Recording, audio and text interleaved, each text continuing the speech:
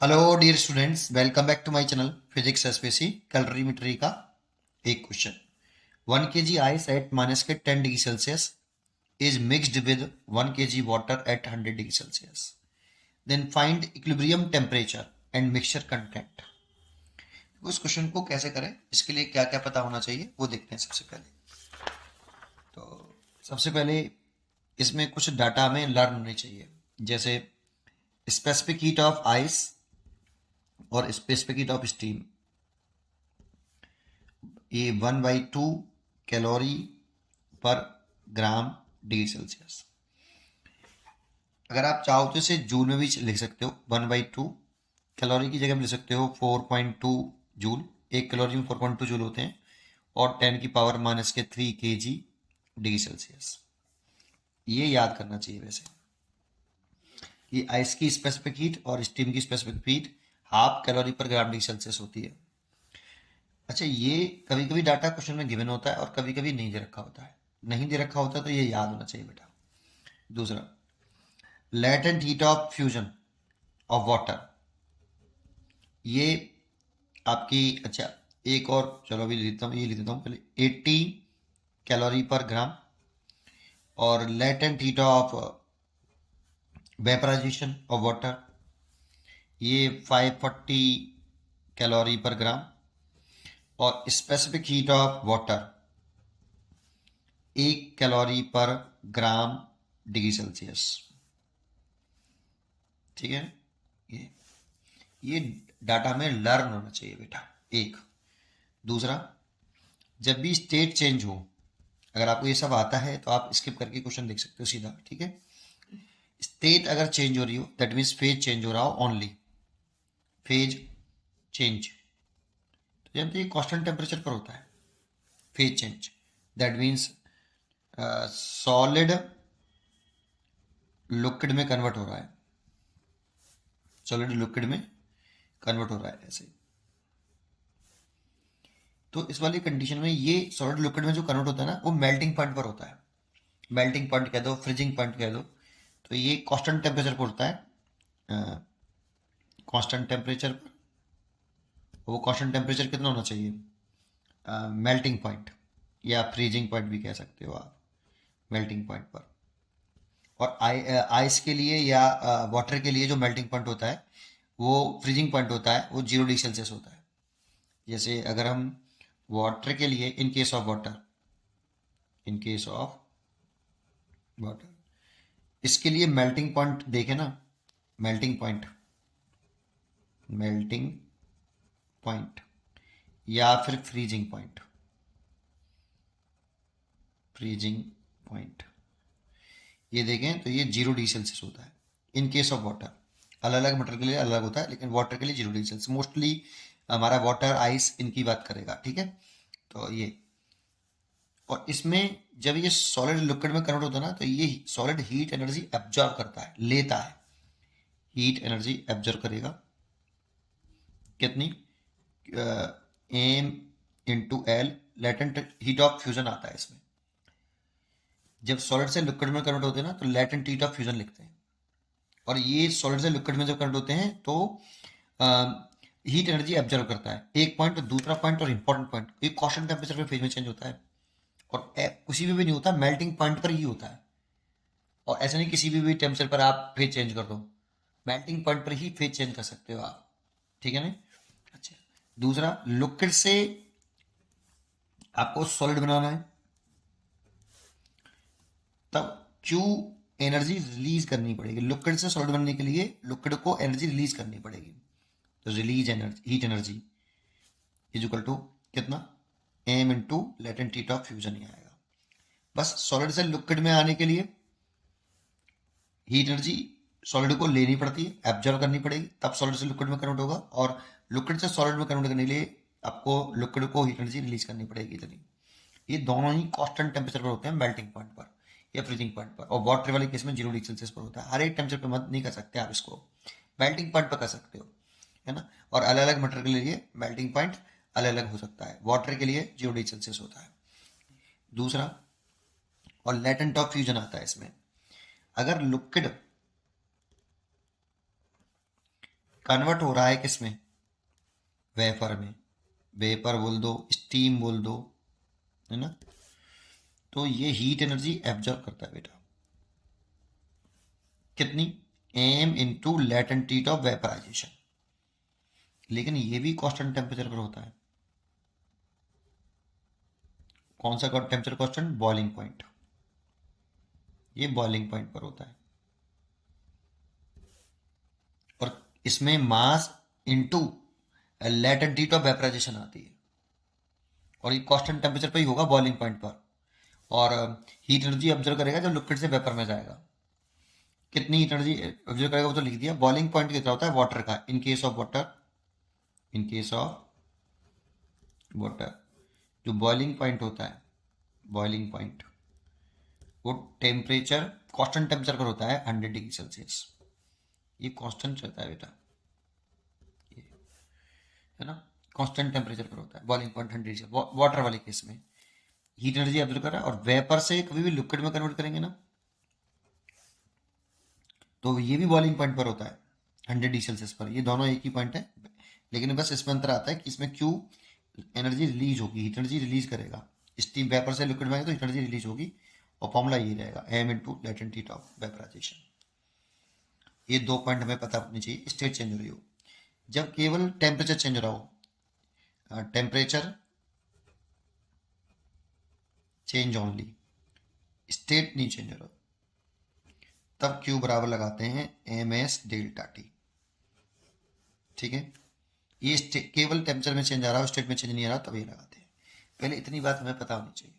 अगर आपको आती है तो क्वेश्चन की तरफ चलते हैं। अब क्वेश्चन की तरफ आते हैं बेटा, अब पढ़ते हैं इसको। 1 kg आइस एट माइनस के 10 degree Celsius is mixed with 1 kilogram of water at 100 degree Celsius.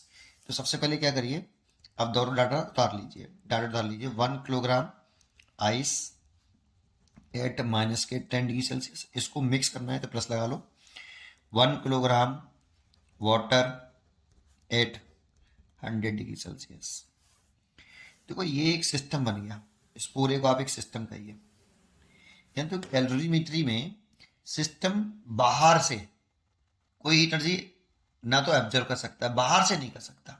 ये पूरा सिस्टम है, आइस और वाटर से मिलकर एक सिस्टम बना। बाहर से कोई हीट एनर्जी ना तो एब्जर्व कर सकता है और ना रिजेक्ट कर सकता है, ना दे सकता है ना ले सकता है। हाँ, ये एक दूसरे से हीट एनर्जी एब्जर्व और रिलीज कर सकते हैं। मतलब ये इससे ले सकता है, ये इसको दे सकता है। मतलब आपस में एनर्जी का क्या क्या क्या हो सकता है, रीडिस्ट्रीब्यूशन हो सकता है। टोटल हीट एनर्जी कंजर्व ही रहेगी। दोनों का एब्जॉर्प्शन, जो हीट एनर्जी एब्जॉर्व हो रही है और जो हीट एनर्जी रिलीज हो रही है, उन दोनों का सम 0 ही रहेगा। ठीक है, तो ये आपको पहले पता होना चाहिए। चलिए अब करना क्या होता है इसमें, इस आइस को आप और वाटर को एक ही स्टेट पर, एक ही टेम्परेचर पर लाइए।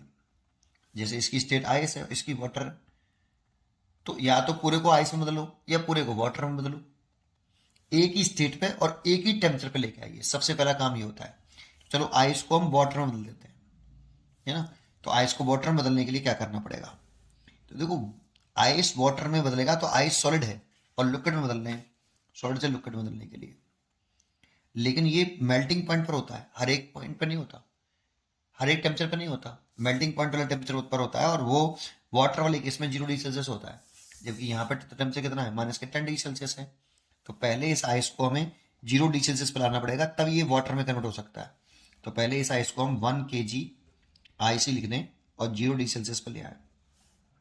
तो देखो टेम्परेचर बढ़ा है, तो उसने हीट एनर्जी आइस से जब लिक्विड में आती है ना, तो हीट एनर्जी क्या करती है, सॉलिड से लिक्विड में आए तो हीट एनर्जी एब्जॉर्ब करती है, स्टेट चेंज हो, सॉरी सॉरी सॉरी सॉरी, ये आइस से वाटर में आ रहा है ना, सॉरी आइस से आइस में ही आ रहा है। अभी तो स्टेट चेंज ही नहीं हो रही बेटा, इसमें केवल क्या हो रहा है, टेम्परेचर बढ़ रहा है।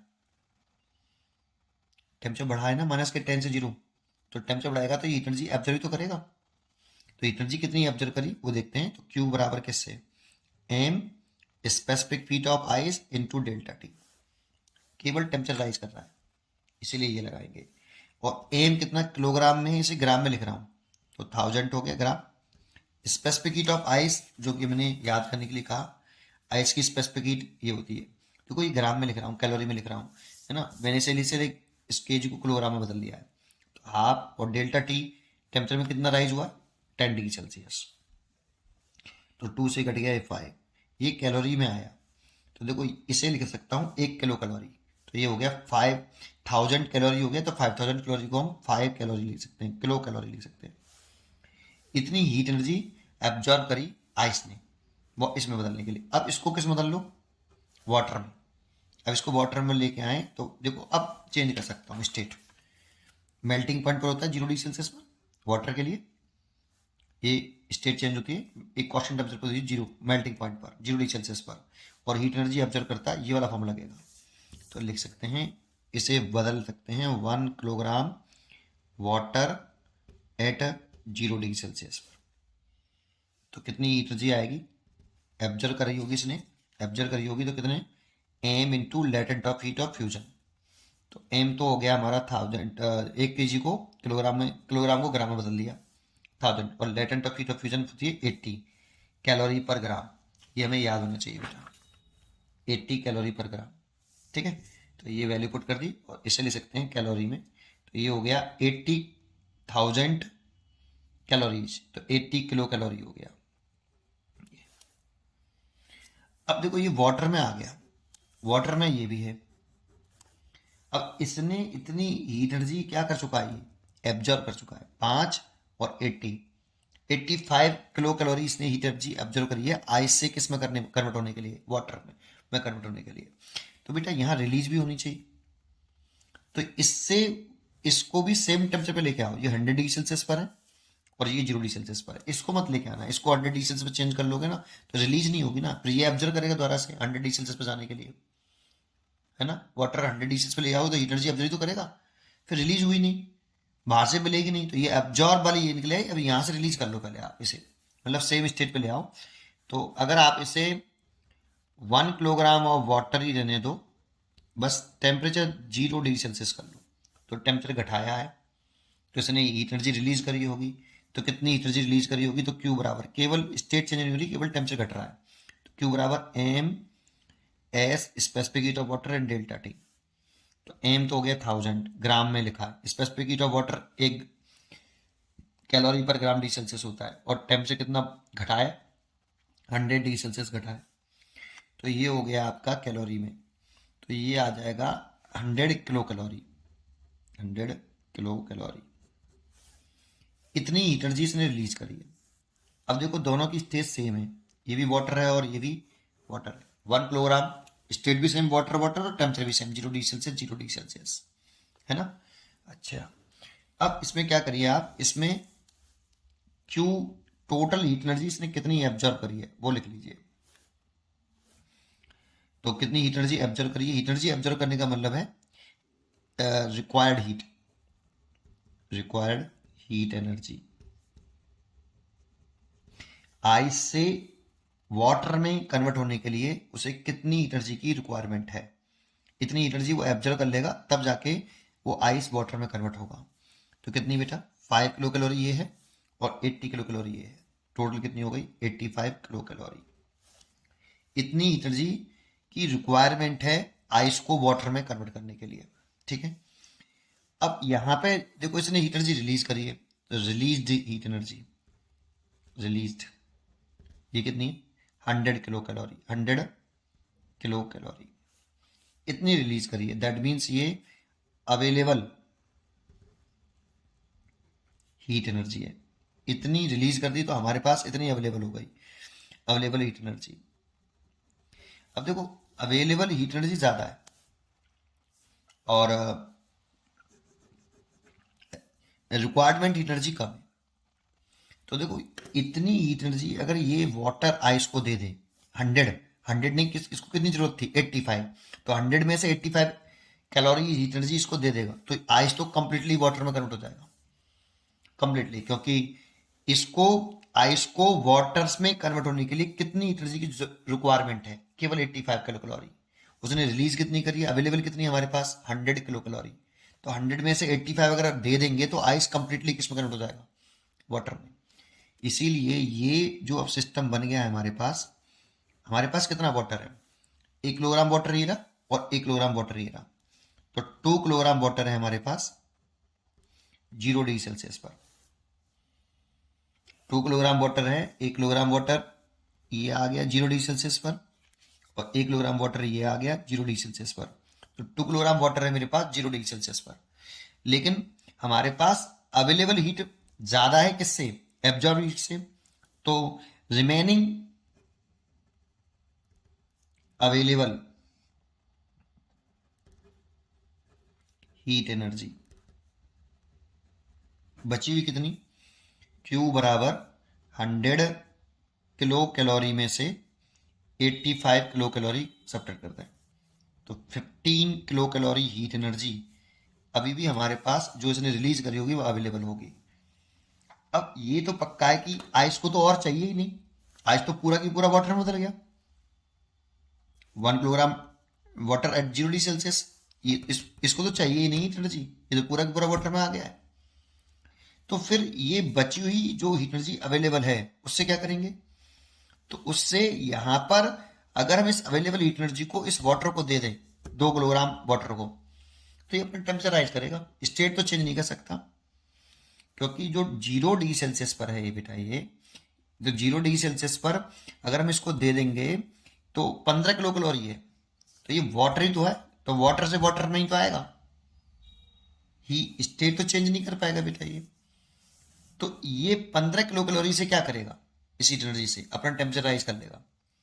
तो कितना टेम्परेचर राइज हो जाएगा वो देखते हैं। तो Q बराबर m s specific heat of water and delta T. तो इस 15 किलो कैलोरी हीट एनर्जी को अगर हम इसको दे दें, तो 15 किलो कैलोरी को अगर हम किसमें कन्वर्ट कर लें, कैलोरीज में, तो कितना मास तो कितना है 2 kg वाटर है, और स्पेसिफिक हीट ऑफ वाटर कितनी है 1। डेल्टा टी टेम्परेचर राइज करेगा 0 है, तो फाइनल टेम्परेचर टी मान लिया हमने जो राइज करा इसने, माइनस 0 डिग्री सेल्सियस है ये 0 है। तो यहाँ से सॉल्व करें तो कितना, अच्छा ये 2 किलोग्राम है तो इसे 2000 लिखें बेटा ग्राम में,